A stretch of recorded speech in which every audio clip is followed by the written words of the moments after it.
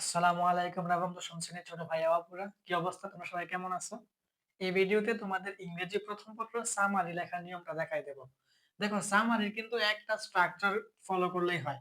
তোমাদের কিন্তু ইংরেজি প্রথম পত্র যে মডেল কোয়েশ্চেন আছে ওইখানে কিন্তু তোমাদের প্রায় ৮০টা ৯০টা ১০০টা মডেল কোয়েশ্চেন আছে। তাহলে ১০০টা মডেল কোয়েশ্চেনের মধ্যে কিন্তু ১০০টা প্যাসেজ থাকে আর ১০০টা সামারি লিখতে হয়। তাইলে এখন তোমাদের এই ১০০টা প্যাসেজ দেখে ১০০টা সামারি শেখাচ্ছে ভালো না? তুমি একটা স্ট্রাকচার মনে রাখো, একটা স্ট্রাকচার দিয়ে তুমি সব সামারি সমাধান করে ফেলো। অর্থাৎ তোমার এখানে ১০০ সামারি কেন, মানে ১০০ মডেল কোয়েশ্চেন কেন, ১০০০ মডেল কোয়েশ্চেন দিলেও তুমি কিন্তু একটা স্ট্রাকচার দেখে তুমি সবকিছু মানে লিখে ফেলতে পারবা। তোমার এত মডেল কোয়েশ্চেন দেখতে হবে না, মানে প্রত্যেকটা মডেলের মধ্যে গিয়ে গিয়ে প্রত্যেকটা প্যাসেজের সামারি তোমার শিখতে হবে না। তুমি একটা স্ট্রাকচার শিখে রাখো, তাহলে তোমার এখানে ১০০ মডেল কেন ১০০০ ১০,০০০ মডেল কোয়েশ্চেন দিলো, তুমি স্ট্রাকচার দেখে তুমি সামারিটা পূরণ করে দিবা।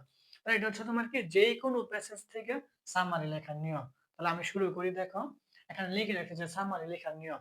অর্থাৎ তোমার এখানে যত ধরনের প্যাসেজ আছে, যত ধরনের প্যাসেজ, যেই কোনো প্যাসেজের সামারি লেখার নিয়ম হচ্ছে তুমি এই স্ট্রাকচারটা গঠন করবা। দেখো, যেই কোনো প্যাসেজ হোক, প্রথমে তুমি লিখতে পারো যে দিস প্যাসেজ। এখানে আমি দেখো অবলিক দিয়ে পয়েম লিখছি।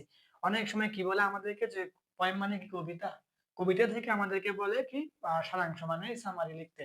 তাইলে যদি ওইটা পয়েম হয় তাহলে তুমি পয়েম লিখবা, আর যদি প্যাসেজ থাকে তাহলে প্যাসেজ লিখবা। তাহলে this passage or poem which has been discussed about topic. এখন এখানে টপিকটা কি, তোমার যে বিষয়ে সামারিটা বলবে লিখতে। আমি তো বললাম তোমার এখানে হাজার হাজার মডেল কোয়েশ্চেন হতে পারে, হাজার হাজার ধরনের প্যাসেজ হতে পারে। ওই প্যাসেজটা কি সম্পর্কে লিখছে, ওই প্যাসেজের টপিকটা এখানে লিখে দিবা। যদি পোয়েম সম্পর্কে হয় তাহলে পোয়েমের বিষয়টা এখানে লিখবা, আর যদি প্যাসেজ সম্পর্কে হয় তাহলে প্যাসেজ সম্পর্কে লিখবা। যে this passage or poem which has been discussed about topic, মানে এই প্যাসেজটা, মানে এই পাঠটা বা এই কবিতাটা তোমার আলোচনা করা হয়েছে এই বিষয়ের উপরে। এই বিষয়টা কি, এখানে টপিক মানে এই বিষয়টা তোমার প্যাসেজে দেওয়া থাকবে, ওইটা থেকে তুমি লিখবা। বা ২ নাম্বার লাইনটা লিখবা হচ্ছে এরকম, হি অর শি ওয়াজ। এখানে হি অর শি কেন দেওয়া হয়েছে? কারণ ওই প্যাসেজটা তোমার পুরুষের সম্পর্ক হতে পারে, মহিলা সম্পর্ক হতে পারে। যেমন কাজী নজরুল ইসলাম বা রবীন্দ্রনাথ ঠাকুর সম্পর্কে যদি হয় তাহলে এটা পুরুষ, তো তুমি হি লিখবা। আবার মহিলা হতে পারে, যেমন রোকেয়া সাখাওয়াত হোসেন, তাহলে এইটাই। যদি পুরুষ মানুষের সম্পর্কে প্যাসেজটা হয় তুমি হি লিখবা, আর যদি মহিলা মানুষ সম্পর্কে হয় তাহলে তুমি শি লিখবা। ঠিক আছে? তাহলে he or she was born in, মানে সে জন্মগ্রহণ করেছে। তার জন্মস্থানটা আমার মুখস্থ নাই, জন্মসালও তো মুখস্থ নাই। ওইটা তোমার প্যাসেজে দেওয়া থাকবে। ওই ব্যক্তিটা ওই পুরুষ মানুষই হোক আর মহিলা মানুষই হোক, ওই প্যাসেজের মধ্যে তো তার অবশ্যই জন্মস্থান আর জন্মসালটা দেওয়া থাকবে। এজন্য এখানে বলা হয়েছে যে প্যাসেজ থেকে জন্মস্থান ও জন্মসাল। ঠিক আছে? অর্থাৎ প্যাসেজের মধ্যে তোমার যেই পুরুষ বা মহিলাটা থাকবে, ওই প্যাসেজ থেকে তুমি কি করবা, তার জন্মস্থানটা কোথায় জন্মগ্রহণ করছে আর জন্মসাল কত তারিখে কত সালে জন্মগ্রহণ করছে এটা লিখে দেবা। তাইলে he or she was born in, passage থেকে জন্মস্থান ও জন্মসাল, মানে সে জন্মগ্রহণ করেছে এই গ্রামে এত তারিখে এত সালে, এরকম অর্থটা। তারপরে ৩ নাম্বারটা দেখো, প্যাসেজ থেকে গুরুত্বপূর্ণ লাইন, মানে তার জন্মস্থান আর জন্ম তারিখ লেখার পরে তুমি প্যাসেজ থেকে গুরুত্বপূর্ণ লাইন লিখবা। প্যাসেজ পড়লে তুমি দেখবা গুরুত্বপূর্ণ কিছু লাইন আছে কি, যেমন তার শিক্ষা জীবন থাকতে পারে, যে সে অনেক শিক্ষা অর্জন করছে, বা এরকম থাকতে পারে যে সে কোনো কিছু উপাধি পাইছে বা সে কোনো সম্মানই পাইছে। এরকম গুরুত্বপূর্ণ ২-১ টা লাইন লিখে দিবা। ১ টা অথবা সর্বোচ্চ ২ টা, ৩ টা কিন্তু না। ঠিক আছে? প্যাসেজ থেকে গুরুত্বপূর্ণ লাইন হয় ১ টা লিখবা আর সর্বোচ্চ হলে ২ টা লিখবা, এর বেশি না। তারপরে the great man or woman, তাহলে এই মহৎ ব্যক্তি বা এই মহৎ মহিলা, অর্থাৎ পুরুষ মানুষ হলে ম্যান আর মহিলা মানুষ হলে ওম্যান। তাইলে the great man or woman had died, মানে এই মহৎ মহিলাটি বা এই মহৎ পুরুষটা মৃত্যুবরণ করেছে। তাহলে এটাও তো মৃত্যুবরণ করেছে, একটা সাল আছে অবশ্যই। আবার কোথায় মৃত্যুবরণ করেছে ওই জায়গাও আছে, ওইটা প্যাসেজে দেওয়া থাকবে। তাইলে এখানে বলা হয়েছে প্যাসেজ থেকে মৃত্যু স্থান ও মৃত্যু সাল। বুঝতে পারছো?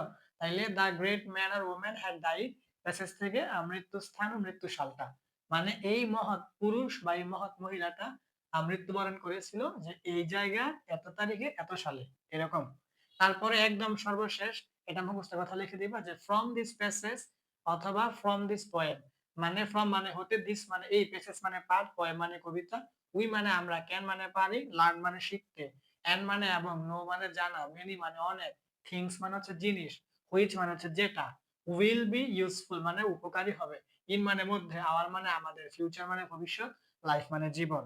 তাইলে বলবা যে from this passage or poem এই পাঠ অথবা এই কবিতা থেকে we can learn and know many things, আমরা জানতে পারি এবং শিখতে পারি অনেক কিছু, which will be useful in our future life, যেটা আমাদের ভবিষ্যৎ জীবনে কাজে লাগবে। দেখো আর নিচে আমি কিছু নোট দিয়ে দিছি। তাইলে এখানে দেখো লিখছি যে ৫ টি বাক্যে লিখতে হবে। তুমি যে প্যাসেজটা লিখবা মানে এই সামারিটা যে লিখবা তুমি চেষ্টা করো ৫ টা বাক্যে বা সর্বোচ্চ ৬ টা বাক্য। অর্থাৎ তুমি এখানে এই যে এখানে যে প্যাসেজ থেকে গুরুত্বপূর্ণ লাইন, এখানে তুমি একটা লাইন নিলে ৫ টা বাক্য হইব আর ২ টা লাইন নিলে ৬ টা বাক্য হইব। অর্থাৎ তুমি ৫ থেকে ৬ টা বাক্যের ভিতরে রাখার চেষ্টা করবা সামারিটা। তারপর আমি ২ নাম্বার কথাটা লিখছি যে একটি প্যারাগ্রাফে লিখতে হবে। একটি প্যারাগ্রাফে। ওই তুমি এখানে ২ লাইন লিখছো, পরে ফাঁকা করে আবার ২ লাইন, ফাঁকা করে আবার ২ লাইন এভাবে লিখলে কিন্তু কেটে দিবে। একটা প্যারাগ্রাফে লিখবা। আর ৩ নাম্বার কথা লিখছি যে প্যাসেজের ৩ ভাগের ১ ভাগ লিখতে হইব। তুমি প্যাসেজটা দেখবা, দেখবা গুনবা যে কয়টা লাইন। লাইন দেইখা পরে ৩ টা ভাগ করবা। বা ৩ টা ভাগের ১ টা ভাগ লিখবা। পরে আর ৪ নাম্বার লিখছি যে নিজের ভাষায় লিখতে হবে। নিজের ভাষায় লিখবা। যেমন এখানে শব্দ নিজের ভাষায় আছে।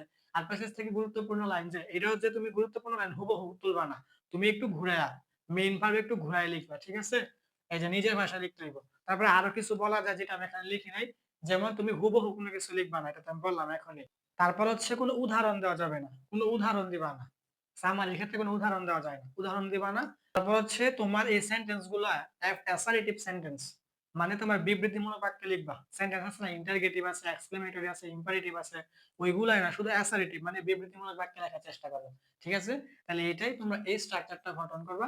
তোমাদের ইংরেজি প্রথম পত্রের মধ্যে এই সামারি লিখতে গেলে অনেক কিন্তু প্যাসেজ থাকে। প্রত্যেকটা মডেলের মধ্যে কিন্তু প্রত্যেকটা প্যাসেজ থাকে। মানে একটা মডেলের মধ্যে একটা প্যাসেজ। তাহলে এরকম তোমার ১০০, ১৫০, ২০০ মডেল থাকলে এই ২০০ মডেলের মধ্যে ২০০ টা প্যাসেজ, ২০০ টা সামারি নিয়ম। তাহলে এত তো শেখার দরকার নেই। এই যে একটা প্যাসেজ একটা স্ট্রাকচার শিখে রাখো। এটা নোট করো, নোট করে এখনই মুখস্থ করে ফেলবা। এখন দেখছো ভিডিওটা এখনই নোট করে ফেলো। নোট করে এখনই মুখস্থ করে ফেলো। পরীক্ষার মধ্যে তোমার যেইকোনো প্যাসেজ আসুক, যেইকোনো প্যাসেজ আসুক তুমি এই স্ট্রাকচারটা তুলে দিবা। আর এই যে প্যাসেজ থেকে গুরুত্বপূর্ণ লাইন জন্মস্থান, জন্মসাল এগুলো ওইখান থেকে একটু দেখে লিখে দিবা। ঠিক আছে? তাইলে তোমার এখানে সামারি হচ্ছে ১০ নাম্বার। তাহলে তুমি ১০ থেকে মিনিমাম ১০ এর মধ্যে তুমি মিনিমাম ৮ অথবা ৯ পাইবা। ঠিক আছে? ১০ এর মধ্যে তুমি মিনিমাম ৮ থেকে ৯ পাইবা। ঠিক আছে? তাহলে অবশ্যই তুমি এটা এখন নোট করে মুখস্থ করে ফেলো।